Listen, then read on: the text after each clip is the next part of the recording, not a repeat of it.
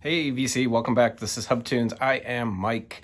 Continuing on with my new series. I started this new series in 2023 in January, and I've done one episode of it, and we're already into March.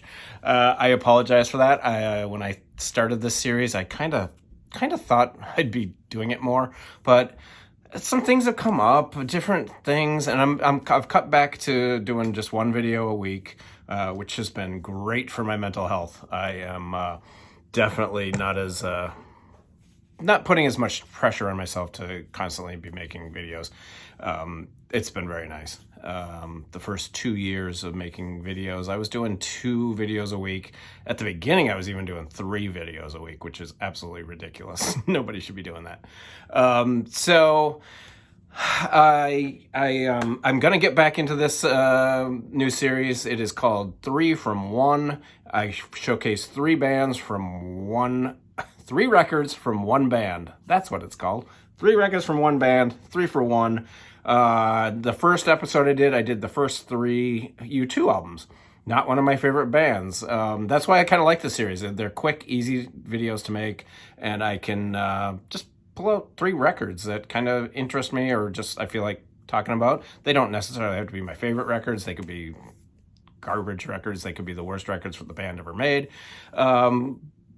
Like U2, not my favorite band. Honestly, if you saw the video, you know I'm not crazy about U2. But those first 3 records are awesome. Awesome records. So I wanted to show those, showcase those and talk about them because they're really, I don't mention U2 on this channel ever. I don't think I mean, maybe once in a while I'll talk about War or something, but anyway, I love those first 3 U2 albums. After that, you can keep everything else.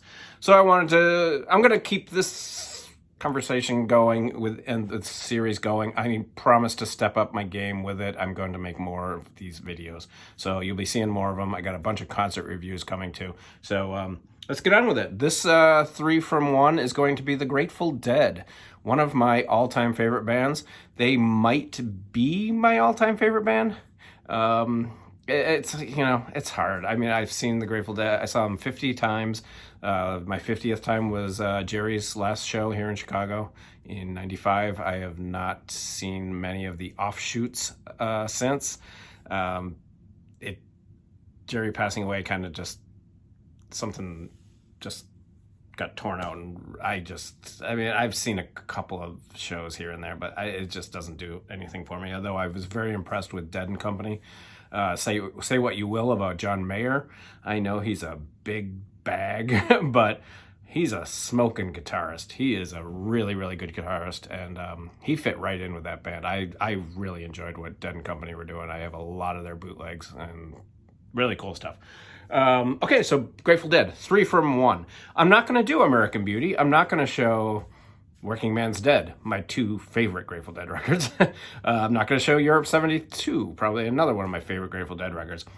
I'm a big fan of the 70s Grateful Dead, and that really kind of kicks off with this record, Wake of the Flood. This is the album that spawned Stella Blue and Eyes of the World is on here, I believe. Mississippi Half Step, Weather Report, Road Jimmy. I hate Road Jimmy.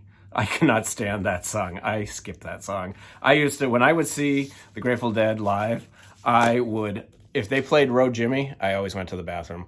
Every single time. I cannot stand that Jerry Garcia song. Bite me. But this is Wake of the Flood. This is the Mobile Fidelity version. I'm going to be honest. This needs a remix. It does not sound good. It sounds muddy. And it's not MoFi. I have the regular version too. And it also sounds muddy. It doesn't have much punch to it. Definitely needs a remastering, a remixing, and a reissue. This is one that does not get talked about, and probably because it doesn't sound very good. Let me know what you guys think. It's not one of my favorite sounding Grateful Dead records, and it should be because it's got such great songs on it.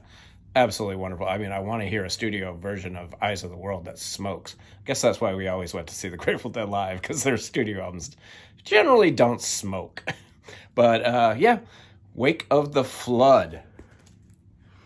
Next up, one of my favorite Grateful Dead records, and I have two versions of it, is from the Mars Hotel. I love, love, love this artwork. This is fantastic artwork.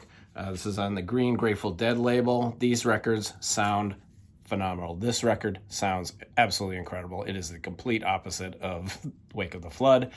Everything they did right on this might be the best sounding Grateful Dead record. I know the Mo-Fis of American Beauty and Working Man's Dead, they sound phenomenal. They're great. Really, really good. But this, just the standard version of this, sounds really, really nice. Great, great record. Money, Money, U.S. Blues, Loose Lucy. What else? China Doll, one of my favorite Grateful Dead songs. Unbroken Chain, the Phil Lesh masterpiece. What else do we got? We got did I say U.S. Blues? Ship of Fools and Scarlet Begonias. All studio versions of those amazing songs that would be just staples of their live shows for years and years and years, right up until the very end. But this is Mars Hotel. I also have the Mobile Fidelity of the Mars Hotel. Also sounds incredible, but to be honest, the original sounds just as good. Absolutely top-notch sound production on these two, that record. Unbelievable. And next up, the next record in the line. These three came out continuously. No, they came out right after each other. And this is probably my third or fourth. This is probably my third favorite Grateful Dead record. This is Blues for Allah with the unbelievable artwork. Just incredible. This is the Mobile Fidelity. This is great. Franklin's Tower, Music Never Stopped. King Solomon's Marbles, the jazzy. I love the jazzy jamming of the Grateful Dead in this period, and this album absolutely sparkles as far as that stuff goes. Crazy Fingers, one of my favorite Jerry Garcia songs. Live, it was spectacular. I think it's just as good on the studio version. Another really, really good sounding record. This is actually a test pressing of Blues for Allah. It's not even numbered.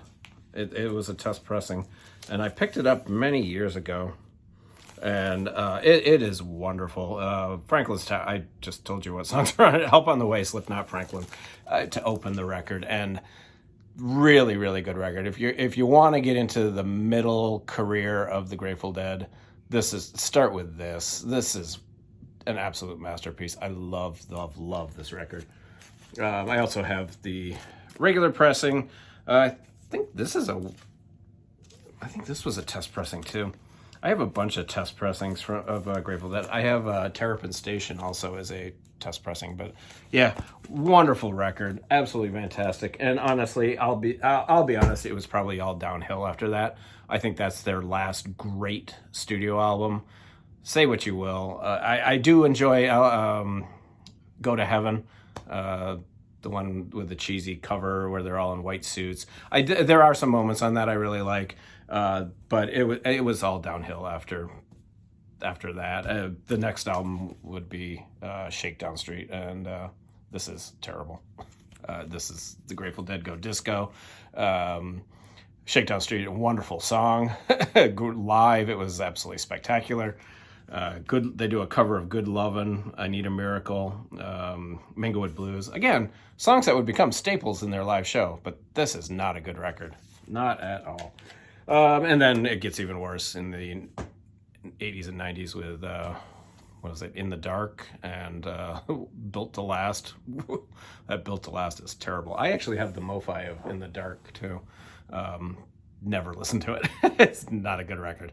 Anyway, that's 3 from 1. You guys, stay well, stay safe, and questions, comments, snide remarks in the comment section. Thanks for watching. Bye.